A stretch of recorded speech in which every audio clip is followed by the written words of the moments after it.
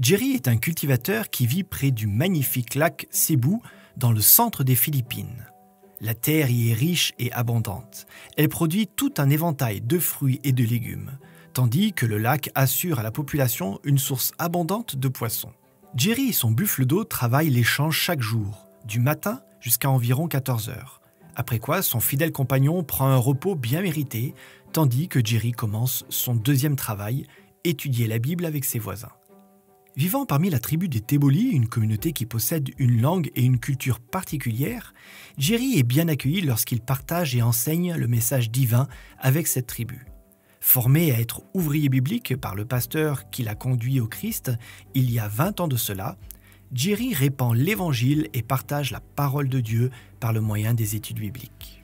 Cependant, Jerry souffrait de violentes douleurs dans le côté. Il consulta un médecin qui lui dit qu'il avait besoin d'une opération et de médicaments. Mais Jerry ne pouvait payer ni l'un ni l'autre. N'ayant pas d'autre option, Jerry décida de vendre son précieux buffle d'eau qui l'aidait à travailler les champs et à subvenir aux besoins de sa famille. Ce fut une décision douloureuse pour Jerry, mais c'était le seul moyen de surmonter ses souffrances et de retrouver la santé. Malgré ces difficultés, la foi de Jerry ne faiblit jamais. Il rencontra un pasteur adventiste qui l'encouragea à confier cette situation à Dieu. Jerry demanda à être baptisé. Le jour de son baptême, lorsqu'il sortit de l'eau, la douleur de Jerry avait disparu. N'ayant plus à vendre son buffle, il put continuer à cultiver ses champs et à subvenir aux besoins de sa famille. Depuis, il est devenu un étudiant zélé de la Bible. Il travaille avec d'autres ouvriers bibliques à partager le message adventiste avec la tribu des Téboli. Mais il reste encore beaucoup à faire. Bien que le nombre d'ouvriers bibliques soit en augmentation, ceux-ci ont besoin d'un soutien encore plus grand pour répondre aux besoins de la population qui habite près du lac Cebu. Il leur faut un centre de formation où ils puissent apprendre ensemble en tant que groupe et approfondir leur connaissance des vérités divines.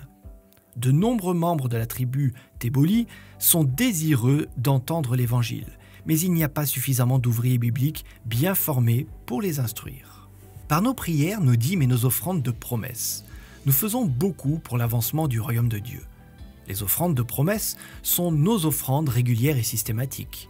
Si elles sont réparties telles que le suggère le plan des offrandes combinées, elles soutiennent financièrement un large éventail de besoins missionnaires, y compris les ouvriers bibliques dont on a besoin pour renseigner les vérités divines.